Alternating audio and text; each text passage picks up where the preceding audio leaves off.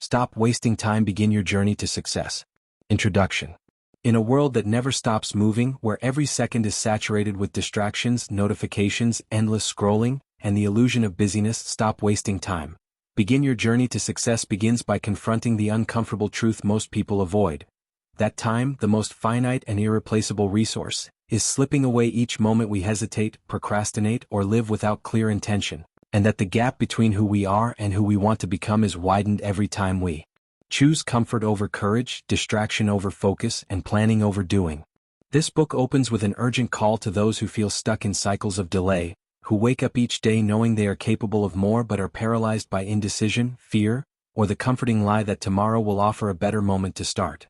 It doesn't matter whether you're a student, a professional, an entrepreneur, or simply someone trying to find direction. The introduction makes it clear that the forces keeping us from success are not external circumstances, lack of opportunity, or even time itself, but our conditioned habits, unconscious beliefs, and misaligned priorities. The author challenges the myth that success is reserved for the lucky, the talented, or the privileged, arguing instead that success is built through deliberate action, focused time investment, and the willingness to take uncomfortable steps forward even when motivation is absent. From the first pages, the reader is urged to take radical responsibility, not just for how they spend their days, but for the deeper question of why they so often let distractions and low-priority tasks consume the hours that could have been used for progress, creation, and transformation. Drawing from cognitive psychology, behavioral science, and the lived experiences of people who broke free from mediocrity, the introduction paints a sobering yet empowering portrait of what's possible when we reclaim ownership of our time and focus. It outlines how chronic procrastination and passive living not only steal dreams, but erode confidence, foster regret, and create a life filled with what-ifs and missed opportunities. The message is unflinching. Time doesn't wait, and if you don't learn to master it, you'll remain at the mercy of every external demand, emotional whim, and unimportant distraction that crosses your path. More than motivation, this introduction is a mindset intervention, a mirror held up to the reader, asking whether they are truly living with purpose, or simply existing in a loop of repetition, excuses, and delayed ambition. It reframes time wasting not as laziness but as a symptom of deeper internal resistance, fear of failure, fear of success, fear of judgment, or a belief that one's actions don't matter. The author challenges this passivity by showing how even small, consistent actions, taken with intention, begin to build momentum, change self-identity, and generate real results. Success in this context is not defined solely by wealth, status, or achievement, but by alignment, living in harmony with your values, using your gifts, pursuing meaningful goals, and refusing to let time be lost to indecision. The introduction highlights that modern culture glorifies being busy, yet busyness without progress is just disguised avoidance, and that we must distinguish between motion and action, planning and execution, ambition and discipline. Readers are invited to stop waiting for perfect conditions, because they never come, and instead learn how to take the first imperfect step. In doing so, they begin to create their future in real time. The introduction also addresses the role of energy, environment, and decision fatigue in draining our ability to focus, while introducing core principles that will be explored later in the book: prioritization, habit formation, clarity of purpose, and strategic daily routines. Above all, this first chapter is a wake-up call, a challenge to stop treating time as if it is infinite, to stop making excuses that feel valid in the moment but cost us years in the long run, and to start understanding that every minute wasted is not just lost, it's a stolen moment from the life we could be building. Through passionate, direct language and grounded reasoning, the author not only sparks urgency but also offers hope, reassuring the reader that no matter how much time they've wasted in the past, no matter how behind they may feel, it is still possible, starting now, to take back control, to shift course, and to build momentum toward a life of purpose, success, and fulfillment. The book doesn't promise instant transformation or shortcuts, but rather a roadmap for those who are ready to be honest with themselves and committed to change. This introduction, then, is not a soft invitation. It's a bold demand for self-reflection, commitment, and action. It dares the reader to stop waiting for some external force to save them or push them forward and instead recognize that the journey to success begins the moment you decide that your time, and your life, are worth fighting for. Chapter 1: The Cost of Delay begins by exposing one of the most destructive yet invisible forces working against our success: procrastination, not just the occasional delay in starting a task, but the habitual postponement of actions that matter, of decisions that could move our lives forward, and of the work that defines who we become. In this chapter, the author strips away the comfortable illusion that there's always more time, showing instead that every hour, day, or year we spend hesitating carries a very real and painful cost, not just in missed deadlines or unachieved goals, but in lost confidence, untapped potential, and deep, lingering regret. The cost of delay is not just measured in time but in life itself, because every time we choose inaction over action, we're not staying still, we're falling behind, watching others move forward while we remain stagnant. The chapter opens with a truth: your future does not wait for you to feel ready, and success doesn't come to those who hope, it comes to those who start. Through vivid examples and relatable stories, the author illustrates how delay often disguises itself in logical excuses. I'm too busy right now, I'll start next week when things calm down, or, I need to research more before I begin. But underneath these justifications are often fear. Fear of failure, fear of judgment, fear of stepping outside our comfort zones and confronting the unknown. The author explains that the brain is wired to avoid discomfort and pain, so it constantly tries to pull us back into the safety of routine and certainty, even when those routines keep us miserable or mediocre. Delay becomes a coping mechanism, a way to avoid the short-term discomfort of effort while unknowingly inviting long-term discomfort in the form of disappointment, stagnation, and unrealized dreams. The chapter then dives into the psychological toll this creates. The more we delay, the more our self-trust erodes. When we make promises to ourselves, I'll start my business, I'll go to the gym, I'll write that book, and break them repeatedly through delay, we slowly chip away at our self-image until we stop believing in our own ability to follow through. This inner doubt becomes a vicious cycle. Delay breeds failure to act. Failure to act weakens self-trust. Weakened self-trust leads to more avoidance, and before long, days turn into months and months into years. The author also discusses the hidden financial cost of delay. Whether it's delaying investment in your skills, avoiding opportunities for career advancement, or putting off the pursuit of a side hustle or business idea, the money you don't earn or save due to inaction can compound into staggering losses over time. More importantly, delaying action on your ambitions leads to opportunity cost. The value of the life you could have lived had you started when the idea or goal first entered your mind. This idea is emphasized through powerful questions the reader is urged to consider. What have you already lost to delay? What opportunities passed you by because you weren't ready or didn't act? Who might you be today if you had started 5 years ago instead of putting it off? These questions aren't posed to shame the reader but to awaken them to the weight of delay's impact, and to shift their perspective so that they no longer see procrastination as a harmless habit, but as an active decision with long-term consequences. The author also contrasts short-term pain with long-term regret. While starting something difficult today may require effort, discipline, and discomfort, the pain of never starting, of wondering what could have been, is far greater and often permanent. Through anecdotal examples of people who delayed pursuing their dreams and ended up trapped in unfulfilling careers or lifestyles, the chapter highlights how time doesn't just pass. It accumulates either as progress or as regret, depending on what we do with it. One of the most striking themes in this chapter is that inaction is not neutral. By doing nothing, we are still making a decision, and that decision is shaping our future, often in ways we cannot see until it's too late.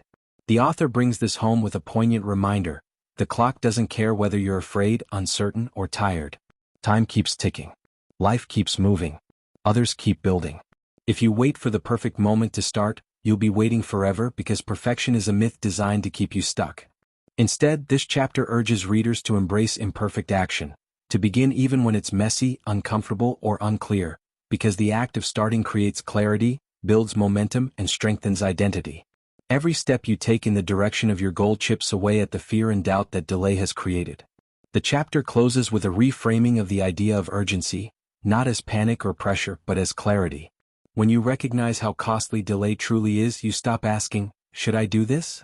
and start asking, "How much longer am I willing to pay the price of waiting?" You begin to see that the most dangerous phrase in the world is, "someday," because it lets dreams die quietly. The author leaves readers with a challenge: to audit their current life and identify the goals, habits, and decisions they've been putting off, not to feel guilty but to take control. If you don't act now, when will you? If not today, then when? By the end of Chapter 1, the message is undeniable: delay is not just a time management issue. It is a silent killer of potential, a thief of progress, and the greatest threat to your success. And once you understand the true cost, you'll no longer be able to waste time without feeling the weight of what's at stake. Chapter 2, Rewire Your Mindset, begins by confronting one of the most pivotal truths in personal development. Before any lasting change can happen in your life, it must first happen in your mind. While time management tools and productivity hacks may offer temporary improvements, they are useless without the foundation of a resilient, empowered, and success-oriented mindset. This chapter delves into the concept that the way we think, our beliefs, assumptions, and internal narratives, shapes every decision we make and, ultimately, the life we live. From the outset, the author asserts that most people are not limited by talent or opportunity but by the stories they've internalized about what's possible for them. These stories often stem from early conditioning, past failures, social programming, or environments that have rewarded safety and conformity over risk and growth. Many walk through life with a fixed mindset, believing that their abilities, intelligence, and circumstances are static, and as a result, they avoid challenges, fear failure, and settle for far less than they are capable of achieving. This chapter encourages the reader to adopt what psychologist Carol Dweck calls a growth mindset, the belief that you can learn, evolve, and improve through effort, strategy, and persistence. But rewiring your mindset is not as simple as flipping a switch. It requires deep self-awareness, intentional practice, and the courage to question long-held beliefs that feel true but are actually self-imposed limitations.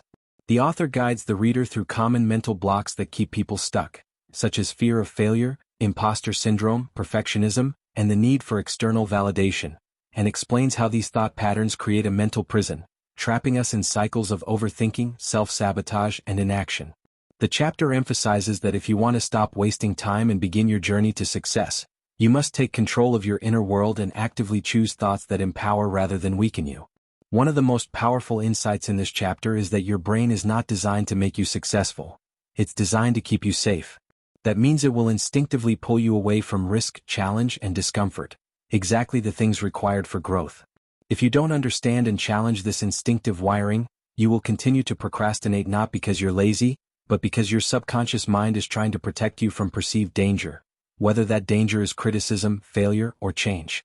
The author introduces the idea of mental reframing, learning to see obstacles as opportunities, failure as feedback, and discomfort as a sign that you are expanding your limits. You begin to rewire your mindset by choosing different interpretations of your experiences, replacing thoughts like, "I'm not good enough," with, "I'm still learning," or "What if I fail?" with, "What if I grow?"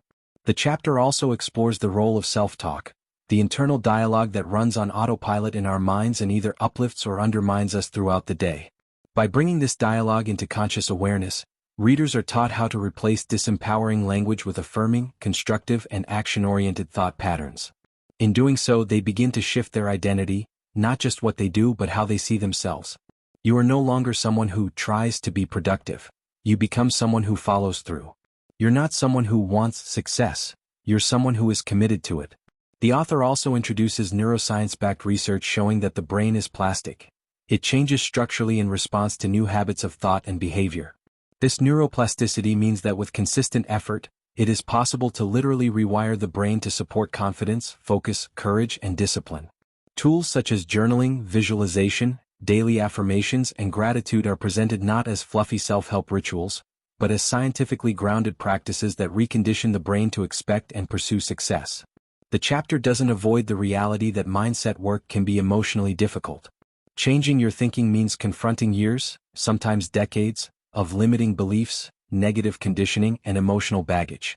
But it also makes the case that this work is the most liberating and life-changing investment you can make in yourself, because once your mindset shifts, your entire world changes. Not because the world is different, but because you're showing up in it with new eyes, new energy, and new expectations. Another major theme in this chapter is ownership, the mindset of radical responsibility. This means giving up the victim mentality, letting go of blame, and recognizing that while you can't control everything that happens to you, you always have control over your response. People who succeed don't wait for permission or perfect timing. They move forward in spite of fear, in spite of obstacles, and they take full responsibility for their growth. This mindset shift, from passive to proactive, is the defining difference between those who wish for success and those who create it. To support this transformation, the author introduces a simple but powerful technique: catch and correct. Every time you catch yourself thinking a limiting thought, such as "I can't do this," "I'm too late," or "it's too hard," you consciously correct it with a thought that reflects your growth-oriented identity, like, "I'm learning every day, now is the perfect time to start," or "challenge makes me stronger." Over time, this practice becomes a habit, and your default thinking begins to align with your highest goals rather than your worst fears. The chapter ends by reinforcing a vital truth. Mindset is not something you're born with, it's something you build. Every decision to act despite fear, every moment of disciplined thought, and every refusal to entertain self-doubt is a brick laid in the construction of a powerful, unstoppable mindset. Rewiring your mindset is not just about becoming more positive, it's about becoming mentally resilient, emotionally intelligent, and relentlessly committed to your growth.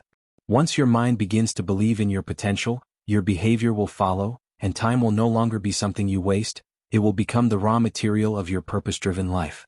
With your mindset rewired, you no longer wait for motivation to strike or for external circumstances to align.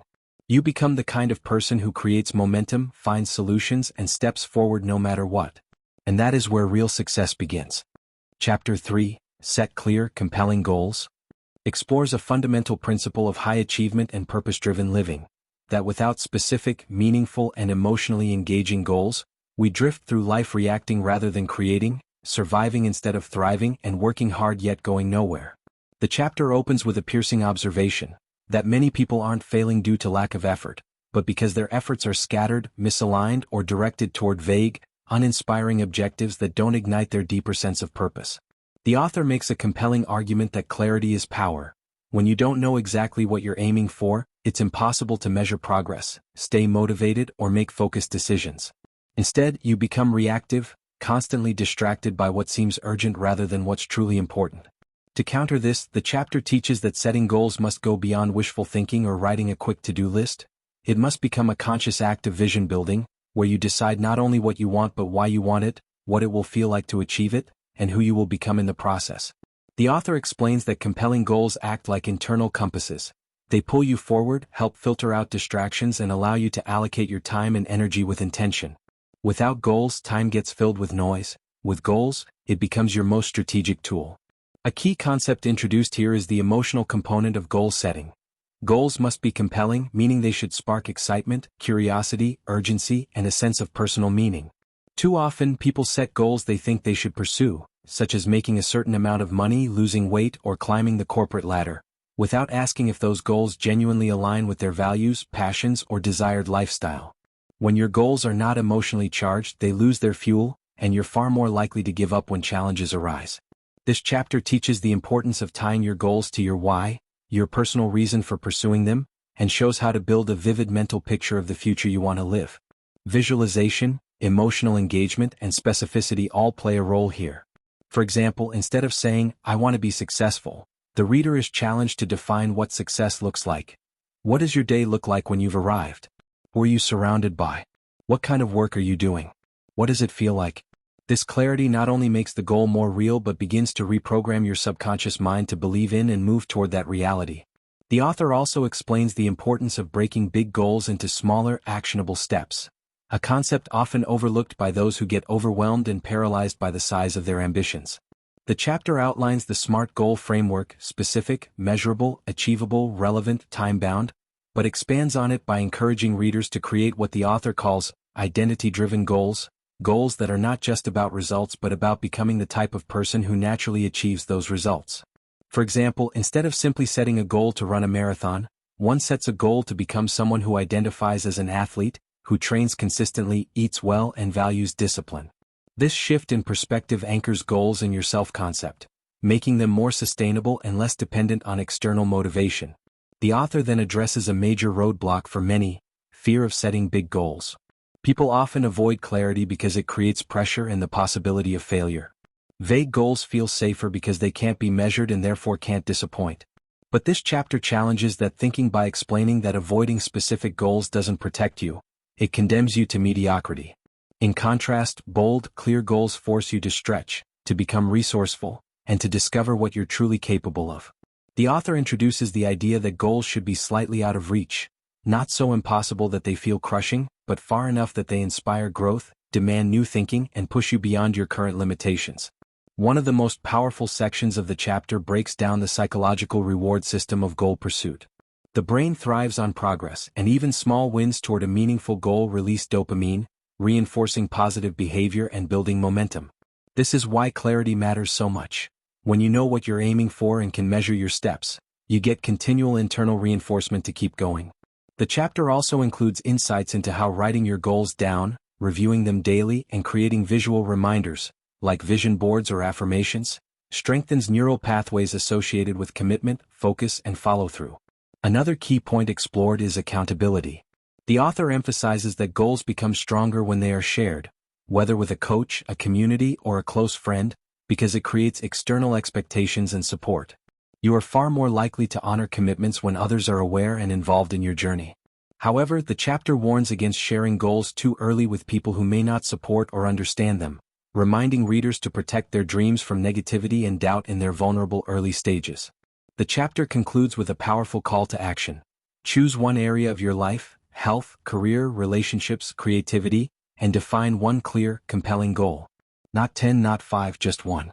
Then ask yourself what action you can take today to move one step closer. The message is clear. Clarity creates momentum, and momentum is the antidote to procrastination. When your goals are exciting, meaningful, and deeply personal, you no longer need willpower to chase them. Your vision begins to pull you. This is how you stop wasting time, by knowing exactly what matters to you, why it matters, and committing every day to building the life that reflects those truths.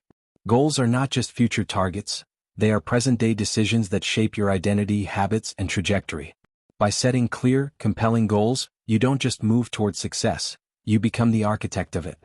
Chapter 4, Master Time Management, dives into one of the most critical yet misunderstood skills in the pursuit of success: how to effectively manage and direct your time to reflect your priorities, goals, and values rather than being ruled by distractions, obligations, or chaos. The chapter opens by shattering a popular myth, that we suffer from a lack of time. In truth, we all have the same 24 hours in a day, but the difference between those who succeed and those who constantly feel overwhelmed lies in how they use those hours, how they make decisions about their time, and whether they treat it as a scarce, non-renewable resource or a disposable commodity. The author explains that time management is not about doing more. It's about doing what matters most, more consistently. Most people operate in reactive mode, responding to texts, emails, and external requests without evaluating whether those tasks move them closer to their long-term objectives. This chapter teaches the reader to shift from reaction to intention, from busyness to effectiveness, and from being a slave to time to becoming its master. At the core of effective time management, the author asserts, is clarity, knowing exactly what your highest priorities are and designing your days to reflect them. The first major tool introduced is time auditing, the process of tracking how you currently spend your time to expose the hidden leaks of productivity and identify patterns of procrastination, avoidance, and distraction. Many people, when they audit their time honestly, discover that hours each week are lost to low-value activities like mindless scrolling, binge-watching, or multitasking, which the author condemns as one of the greatest productivity myths of the modern era. Multitasking, as explained, doesn't make you efficient. It fragments your focus, increases mistakes, and exhausts your brain, leading to more time wasted and less meaningful output. Once time leaks are identified, the chapter introduces the practice of time blocking, scheduling specific blocks of time for focused, intentional work aligned with your most important goals. Unlike to-do lists, which can become overwhelming and unprioritized, time blocking forces you to allocate space on your calendar for deep work, rest, reflection, and even personal growth. By giving every minute a job, you reduce decision fatigue and begin to control your day before the world does. The chapter also explores the Eisenhower Matrix, a powerful framework for distinguishing between what is urgent and what is important. Too often, people spend their lives putting out fires, answering emails, attending meetings, responding to others, without investing in the activities that produce real growth, such as strategic planning, skill development, or relationship building. Mastering time management means spending more time in the quadrant of important but not urgent, where long-term progress is made. The author warns against the urgency trap, where we confuse speed with value, and emphasizes that being busy is not the same as being effective. True productivity is about moving the needle, not spinning your wheels. Another critical point in this chapter is the importance of energy management alongside time. Time management fails if your energy is low, your mind is scattered, or you're constantly burnt out. The author introduces the idea of working in alignment with your natural energy cycles, identifying when you're most alert and focused, and scheduling your highest value tasks during those peak hours. Conversely, mundane or administrative tasks should be scheduled during energy dips, conserving your mental strength for what truly matters. Along with energy, the chapter addresses the need for boundaries, learning to say no to things that drain your time and offer little return, whether that's social obligations, toxic conversations, or tasks that should be delegated. People-pleasing, the author warns, is one of the silent killers of productivity, as it causes you to prioritize others' agendas over your own purpose. Learning to protect your time unapologetically is a key marker of someone who values their future. To support this, the chapter recommends simple strategies such as digital minimalism, turning off notifications, creating phone-free zones, and setting structured time to check messages rather than being tethered to devices. Technology can be a tool or a trap, and unless you manage it consciously, it will manage you. The chapter also introduces the 80-20 principle, Pareto principle, which states that roughly 80% of your results come from 20% of your actions. The challenge is to identify and double down on those vital few activities that produce real progress while eliminating or minimizing the trivial many that only feel productive. This principle applies to nearly every domain, whether it's income, learning, impact, or fitness, and mastering time management means having the discipline to do less better.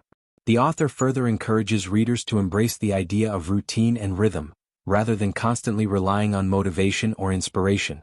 By structuring your days with repeatable systems, morning rituals, weekly reviews, focused sprints, you create predictability, reduce friction, and make high performance your default setting. Habits, not motivation, are the true drivers of consistent action. In this context, the author emphasizes the value of a golden hour, a protected window each day where you tackle your most meaningful work with zero distractions. Whether early in the morning or late at night, this sacred time becomes a ritual of alignment between intention and action. Toward the end of the chapter, the author tackles a major fear many people have, that scheduling or structure limits freedom. On the contrary, the author argues discipline creates freedom, because when your important work is done, you gain peace of mind, more time for leisure, and the satisfaction of knowing you're moving toward your dreams. Structure is not restriction, it's a framework for freedom and fulfillment. The chapter ends with a practical call to action. Take 1 week to track your time honestly, audit your habits, and begin designing your days around what matters most. Start small with one focused time block or one boundary and build from there. Mastery of time is not about perfection. It's about progress, intention, and integrity. When you begin to manage your time like a high performer, you stop wasting it on what doesn't matter, and you start building a life that reflects your highest priorities and deepest purpose. With mastery over your time, you don't just become more productive. You reclaim your power to design the life you truly want. Chapter 5, Build Habits That Stick, explores one of the most transformative and practical truths in the success journey, that your life is not shaped by what you occasionally do, but by what you consistently repeat, and that the quality of your habits determines the quality of your outcomes. The chapter begins by dismantling the illusion that success is the result of massive, one-time breakthroughs. Instead, it argues that sustainable progress is built through small, consistent actions that compound over time, much like interest in a bank account. The author emphasizes that while motivation can spark action, it is unreliable over the long haul. It fluctuates with mood, energy, and external conditions, whereas habits, once formed, operate on autopilot, allowing you to make progress even on days when you feel uninspired. Building habits that stick, the author insists, is the ultimate time and energy saver, because it removes willpower from the equation and allows your default behavior to align with your goals. Early in the chapter, the neuroscience of habit formation is introduced, referencing how habits are encoded in the brain's basal ganglia, which controls automatic behavior. This is why once a habit is wired in, whether positive or destructive, it tends to persist unless deliberately rewired.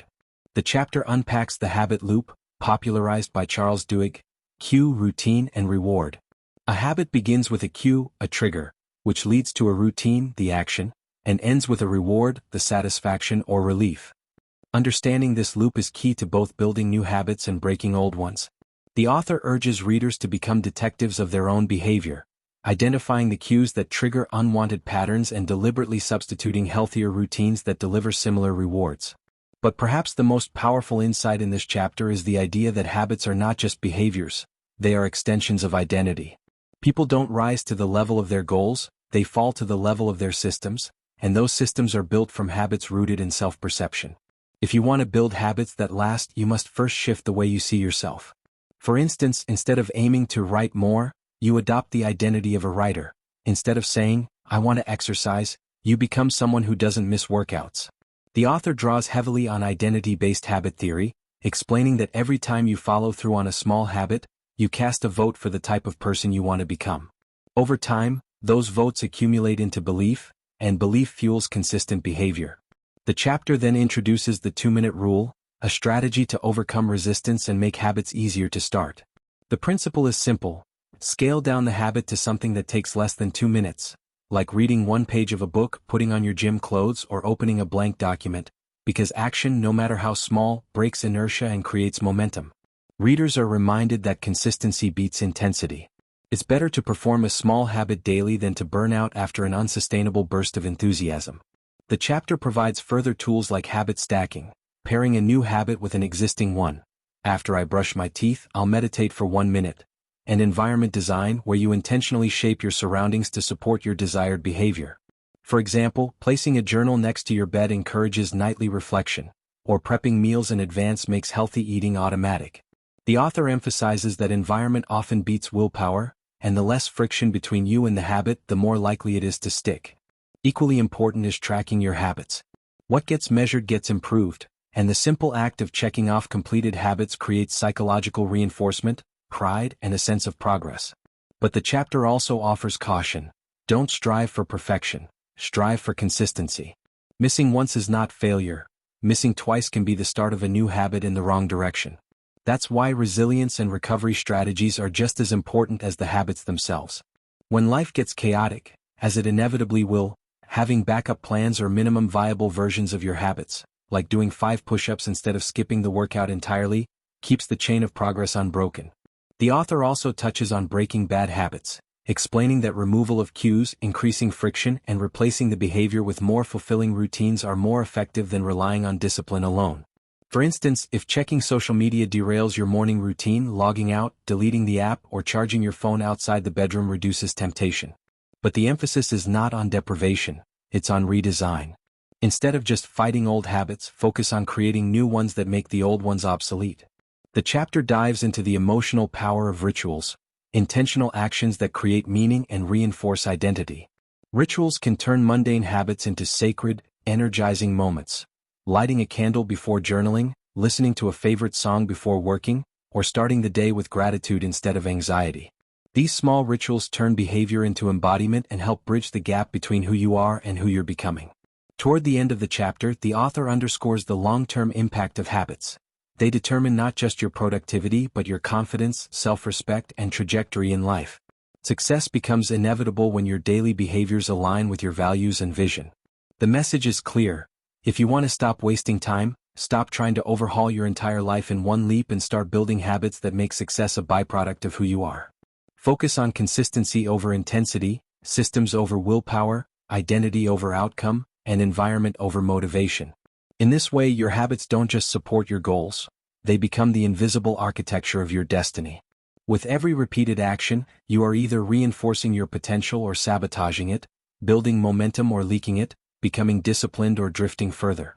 The power is in your hands, not in grand gestures, but in the small, intentional actions you repeat every single day. This is how change sticks. This is how time stops being wasted. This is how greatness is quietly built. Chapter 6, Face Fear and Take Action, tackles one of the most paralyzing yet universally experienced obstacles on the journey to success, fear, and presents a powerful argument that fear is not the enemy, but rather a signal, a guidepost pointing directly at the areas where growth is most necessary and where transformation is most possible. The chapter opens by redefining fear, not as something to be avoided or silenced, but as a natural and even essential response to stepping outside your comfort zone, highlighting that any goal worth achieving will inevitably trigger fear because it threatens the status quo of your current identity, habits, and environment. The author draws a bold distinction between real danger and perceived fear, real danger being a physical threat, and perceived fear being an emotional discomfort born from imagined failure, judgment, or rejection. Most people, the author argues, are not held back by actual threats, but by stories they tell themselves. What if I fail? What will others think? What if I'm not good enough? This internal dialogue creates emotional resistance that delays action and leads to avoidance patterns like overthinking, procrastination, perfectionism, and chronic preparation. Fear, then, becomes a prison, one that appears to protect but restricts and suffocates potential. The author encourages readers to stop waiting to feel ready or confident, explaining that courage is not the absence of fear but the decision to act in spite of it. One of the core insights of the chapter is that confidence is not something you need before acting. It is something you earn through repeated, courageous action. Each time you do something afraid, you stretch your comfort zone and rewire your brain to see challenge as survivable, even empowering.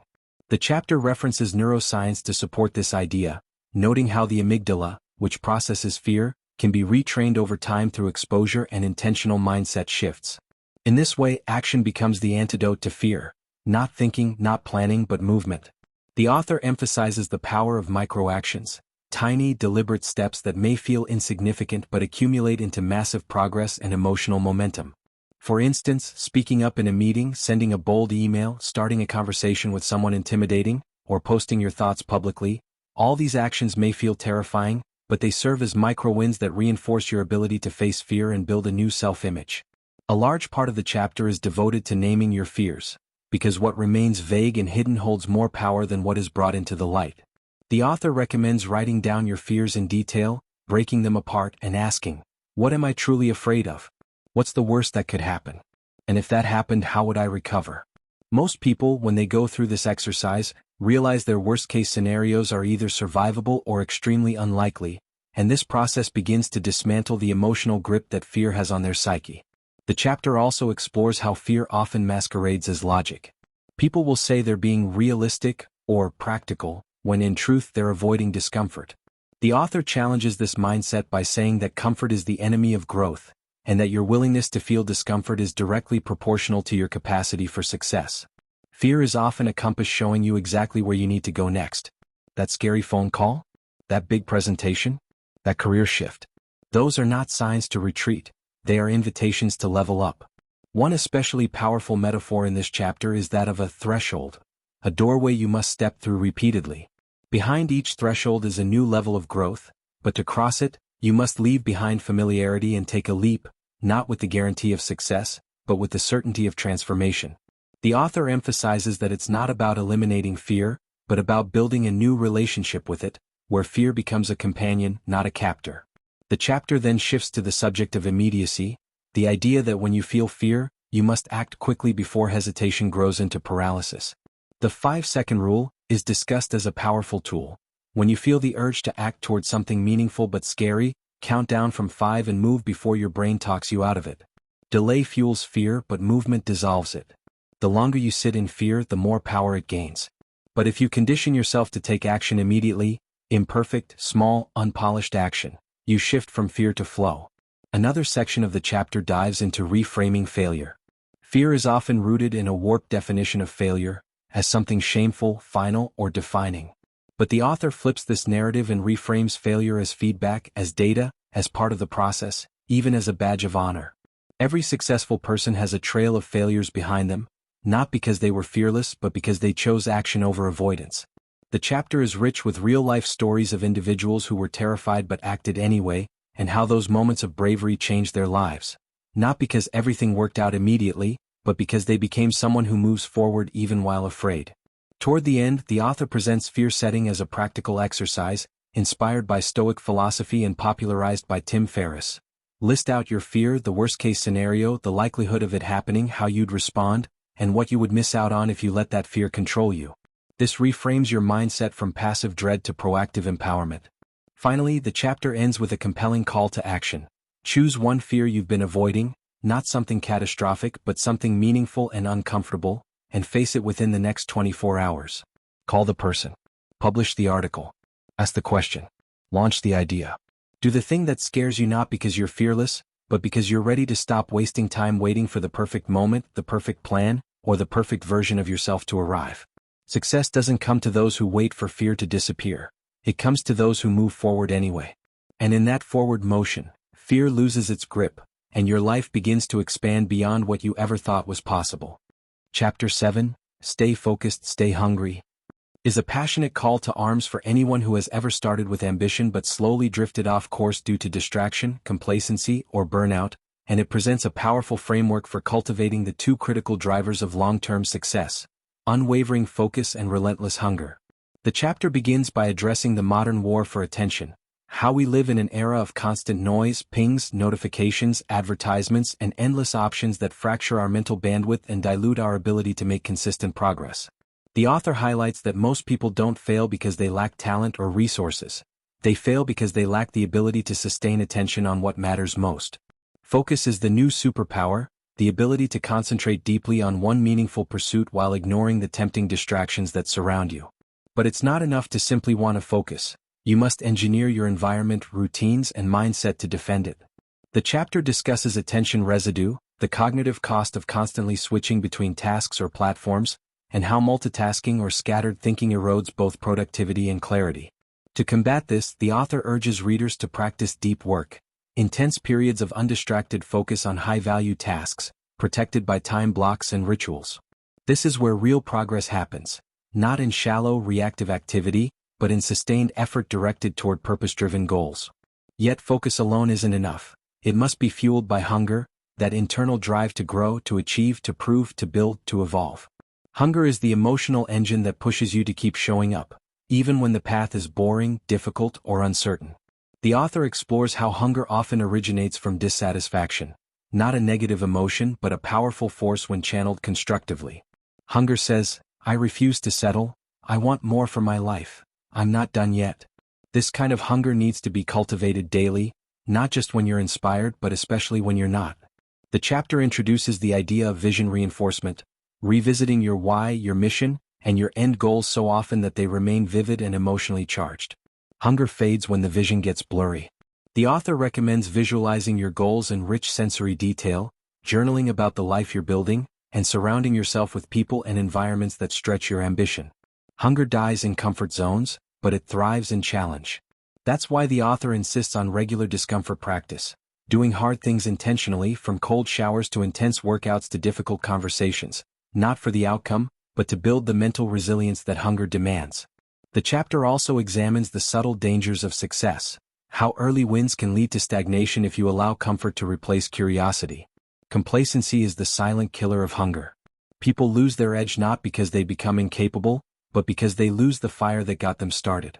The author warns against over-celebration, reminding readers that milestones are checkpoints, not finish lines, and that greatness requires sustained ambition, not just a short-term burst. To stay hungry, you must embrace the beginner's mindset, remaining humble, curious, and open to learning even as you grow. No matter how far you've come, there's always another level, and the hungry person never believes they've arrived. The chapter emphasizes energy management as an essential piece of staying focused and hungry, arguing that you can't pursue big dreams with a depleted body or mind. Physical vitality, quality sleep, strategic breaks, and mindful nutrition are not luxuries, they are fuel. Focus is a byproduct of clarity, and hunger needs consistent energy to burn.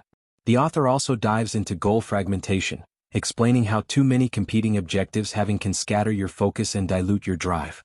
Instead, he urges readers to identify one North Star goal, a compelling long-term objective that aligns with your deeper purpose, and make it the organizing principle of your life. Every decision, habit, and commitment should support this singular direction, and anything that doesn't must be questioned, if not eliminated. Focus, then, becomes not just about discipline but about alignment. The more aligned your daily actions are with your long-term purpose, the less effort it takes to stay motivated. The chapter introduces the concept of strategic obsession, a healthy, immersive dedication to your craft or calling that borders on fixation, not in a toxic or imbalanced way, but in a way that prioritizes mastery, integrity, and legacy over temporary pleasures. This is how athletes, artists, and entrepreneurs rise, not through scattered attention, but through obsessive clarity and consistent execution. To support this, the author outlines the importance of distraction audits, routinely examining where your time and energy are leaking and systematically removing or replacing the sources. Whether it's social media addiction, toxic relationships, low-value tasks, or endless content consumption, distraction is the enemy of depth, and anything that weakens your focus must be questioned. The author encourages replacing consumption with creation, reminding readers that producers thrive while consumers get stuck in comparison loops. Staying hungry means staying in motion, always creating, shipping, building, refining. But hunger also needs soul, and the chapter closes with a meditation on legacy. Who are you becoming and what are you building that will outlive you? Focus without meaning becomes mechanical, and hunger without values becomes hollow. True success, the author argues, is found in the alignment between your ambition and your contribution. When you stay focused on what matters and stay hungry for who you could become, you stop wasting time, not just by being productive but by living purposefully. The final message of the chapter is bold and direct.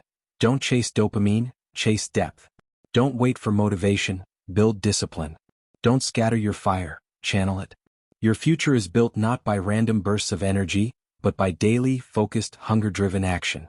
And if you can protect your focus and fuel your hunger, nothing can stop you from creating the life you were meant to live. Conclusion. The conclusion of Stop Wasting Time, Begin Your Journey to Success serves as both a powerful reflection and a call to action, urging readers to commit wholeheartedly to the process of becoming the best versions of themselves by implementing the strategies laid out throughout the book.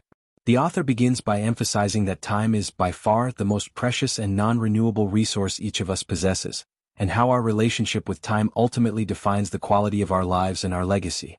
The conclusion ties together the themes of focus, action, mindset, habits, and fear, reinforcing that success is not a product of isolated moments of brilliance or bursts of effort, but rather the result of consistent, small decisions made over time. The chapter stresses that procrastination and self-doubt are two of the most significant barriers to success, and they are often exacerbated by the misguided belief that we need to have everything figured out or be completely prepared before taking action. Instead, the author encourages readers to embrace the discomfort of starting before they feel ready, to take imperfect action, and to trust that progress is made through learning and course-correcting along the way. The conclusion also revisits the concept of beginning, not just as the act of starting a project or endeavor, but as a mindset, one that is perpetually oriented toward growth, action, and forward momentum. The author challenges readers to think of themselves as lifelong learners, always evolving and refining their goals, strategies, and self-awareness. In this sense, success becomes a journey, not a destination, and it is built by making a series of deliberate choices that reflect your deepest values and most compelling vision. Throughout this final section, the author emphasizes the importance of self-discipline and self-responsibility. The individual who takes ownership of their actions, their time, and their mindset is the one who ultimately becomes a creator of their own future, rather than a passive observer or victim of circumstance. The conclusion reminds readers that while external circumstances such as the economy, societal pressures, or personal challenges may play a role in shaping outcomes, the ultimate power lies in how we choose to respond to these challenges.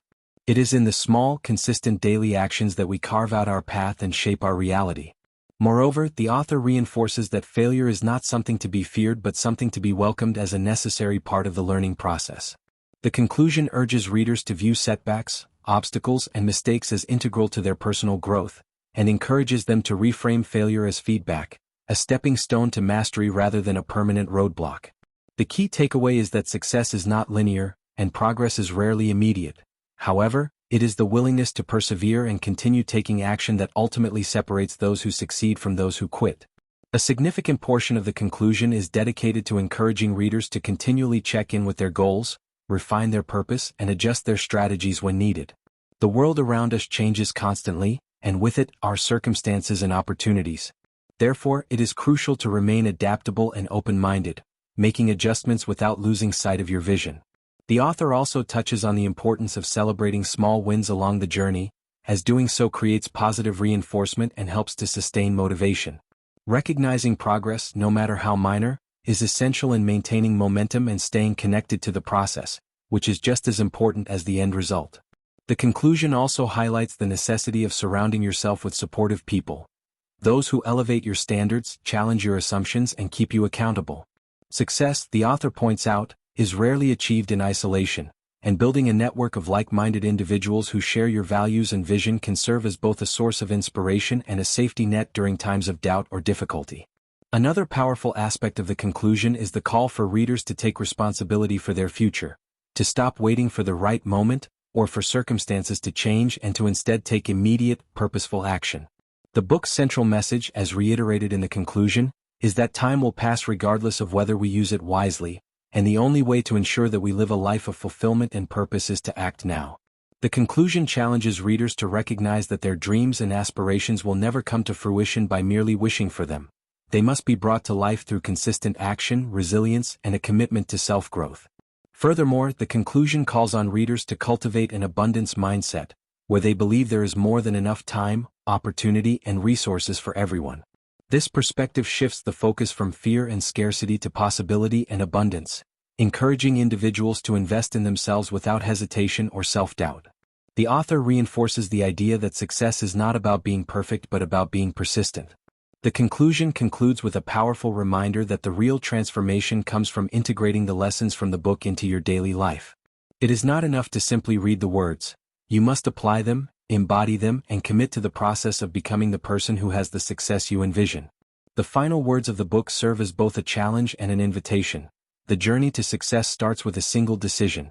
A decision to stop wasting time, to begin taking action, and to commit to the lifelong pursuit of growth, achievement, and fulfillment. The author urges readers to make this decision now, to step into their fullest potential, and to recognize that time is the most valuable resource they will ever possess. In doing so, they not only set themselves up for success, but they also begin to craft a life that is aligned with their deepest desires and most meaningful goals.